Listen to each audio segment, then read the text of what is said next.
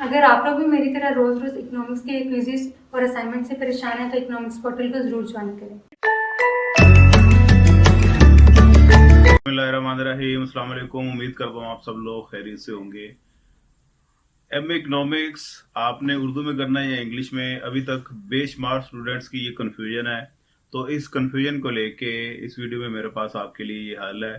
Punjab university की तरफ से ये फैसला क्लियर है। मैंने पंजाब यूनिवर्सिटी खुद जाके विजिट किया है, वहाँ पे उन लोगों से, रेलिवेंट स्टाफ से मैं मिला हूँ। मैंने उनसे ये कंफर्म किया कि बताएं मुझे कि इस बार पेपर उर्दू मीडियम आएंगे या इंग्लिश मीडियम आएंगे या दोनों में ही आएंगे। तो पॉसिबिलिटी है कि स्टूडेंट उर्दू में भी कर सकते हैं। तो वहां से उन्होंने मुझे स्ट्रेट फॉरवर्ड ये बताया है कि इस बार पंजाब यूनिवर्सिटी के एमएससी एमए इकोनॉमिक्स के पेपर जो से हैं वो सिर्फ और सिर्फ इंग्लिश मीडियम में आएंगे, उर्दू मीडियम में नहीं होंगे। तो इसलिए तमाम ऐसे स्टूडेंट जो एमएससी इकोनॉमिक्स करना चाहते हैं, जो मुझे भी बार बार राब्ते में यार पूछ रहे हैं कि सर बताएं उर्दू में कौन सी बुक्स लें, तो उनको मैं पहले भी साथ साथ वैसे बताता आ रहा हूँ कि इंग्लिश में रहें। लेकिन कुछ स्टूडेंट इंसिस्ट करते हैं, हमने थ्रू आउट स्टडी ही उर्दू में की है, हमें उर्दू में ज्यादा समझ आती है। तो भाई मास्टर लेवल है, कोई अच्छी बात नहीं। मेरे नजदीक तो ये बहुत अच्छा फैसला है।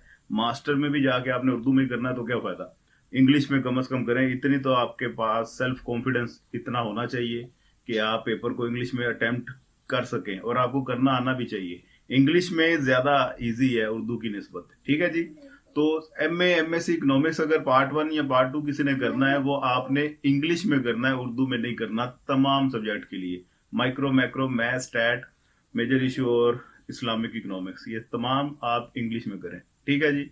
दुआ में याद रखिएगा, अपना ढेर सारा ख्याल रखिएगा। पाकिस्तान जिंदाबाद।